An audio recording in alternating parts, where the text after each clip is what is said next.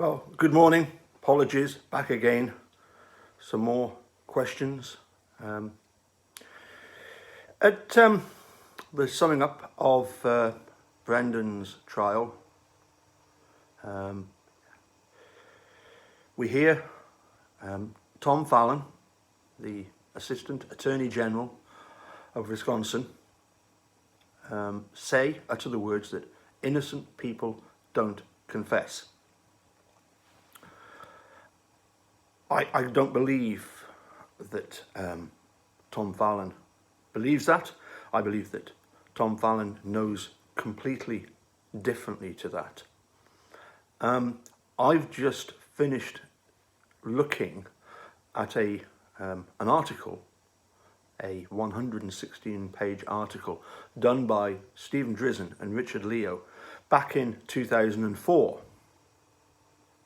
3 years before Tom Fallon uttered those famous words. And it was an article that looked at false confessions in the post-DNA world. It looked at 125 cases where people were exonerated using DNA technology. Exonerated having been proven innocent, but having given a false confession. Indeed, Marty Tankleff, one of those who just yesterday, Steve Drizzle posted a tweet about the fact that he has now become a lawyer. But he was wrongfully convicted as a very young person, having been coerced into giving a confession. It's actually quite easy to see that Brendan was coerced. He didn't have a Scooby. What was going on? What was happening? In the UK, you're probably familiar with Cockney rhyming slang. Scooby-Doo, the do rhymes with clue. I'll repeat that. He didn't have a Scooby. What was going on? What was happening to him? But ultimately, Brendan Dassey was convicted solely on that confession. There was never any physical evidence against Brendan Dassey. None of Teresa's DNA found on him or Stephen Avery. Not even any of Teresa's DNA found on her own key, which is quite bizarre. But is that really the case? Was there nothing physical, evidence-wise, against Brendan Dassey? Because this is a strange thing.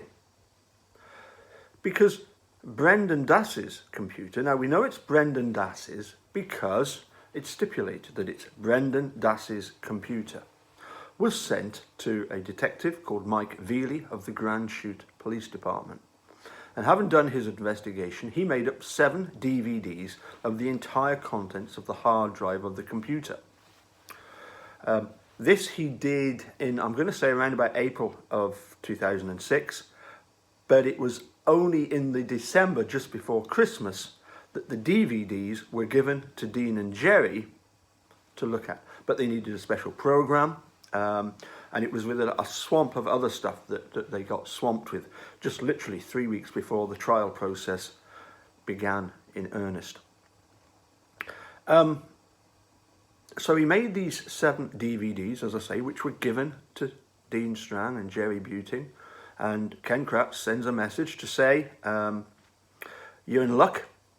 We've fully examined Stephen Avery and Brendan Dassey, and I believe Teresa Holbach's computers, and we find nothing of any great evidentiary value.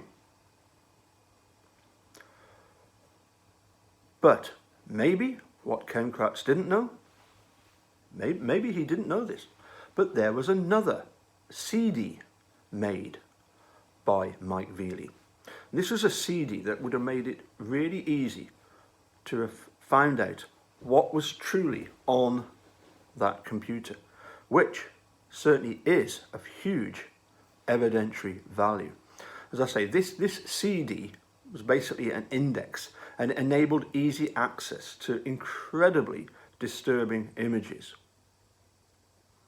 And if the computer is, as Ken Kratz says, Brendan Dassey's, it's clear that Brendan Dassey has a very, very perverted mind, fully capable of doing what he confessed to.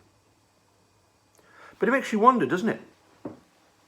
Does the Department of Justice play games with special prosecutors, testing them to see if they can get a conviction without crucial evidence, evidence that could be very, very crucial?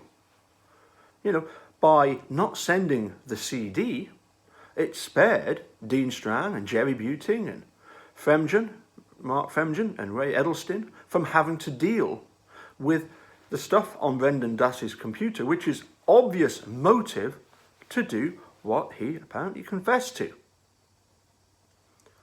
You know, it's incredible to think, isn't it, that the state would not want Ken Kratz to have that evidence against Brendan Dassey. You know, the computer contents against Brendan Dassey and Stephen Avery.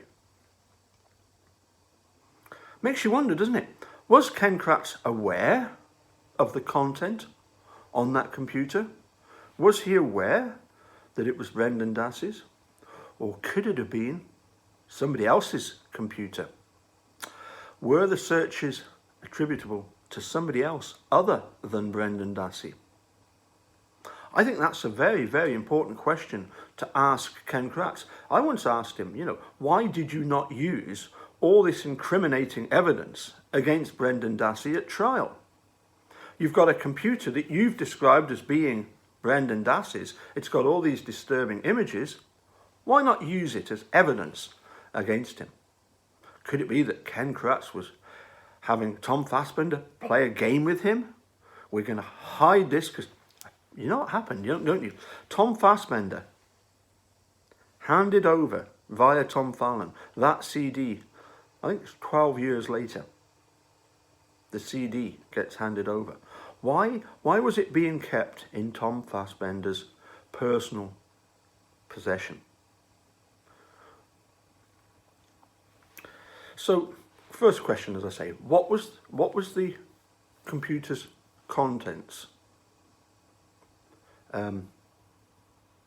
Why were they not used? Why were they not used against Brendan Dassey when Ken Kratz has stipulated that it was Brendan Dassey's?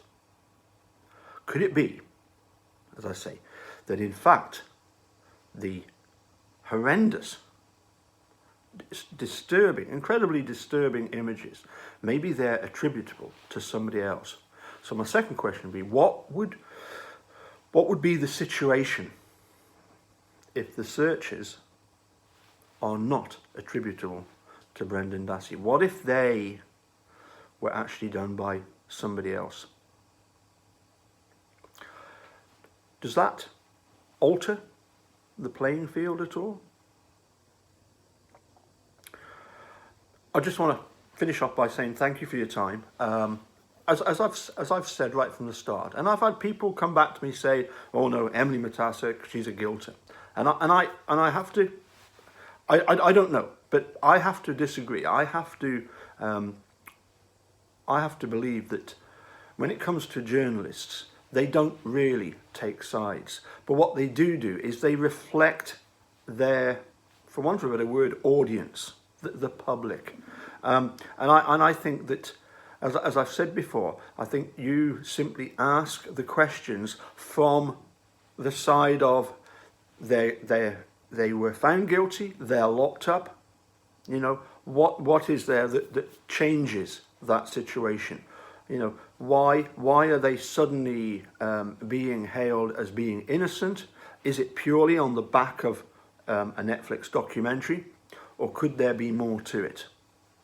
I think I know the answer to that. As I've mentioned before, in all of my conversations with Sheriff Herman, he, as I say, we had a lot of chats. He once sent me a link to a series of articles by Dan O'Donnell, which I had already looked at. So the next time I was on the phone to him, I actually said to Robert, I said, those articles by Dan O'Donnell, have you ever had anybody change their mind over those articles? Has anybody felt that because of making a murderer, Stephen and Brendan are innocent, and then come back to you and said, I didn't realise that? And he said, yes, one person actually had signed the petition to, if you remember the petition to Barack Obama, had signed the petition and later on had come up to him and said, I'm sorry, I think I was wrong. I think he's guilty. And you know what? I said to Robert, I said, well, that's excellent work, Robert. I said, of course, you've only got several more million of the world's population to go, but at least it's glad to know now that Mrs. Herman is finally on your side. Bye for now.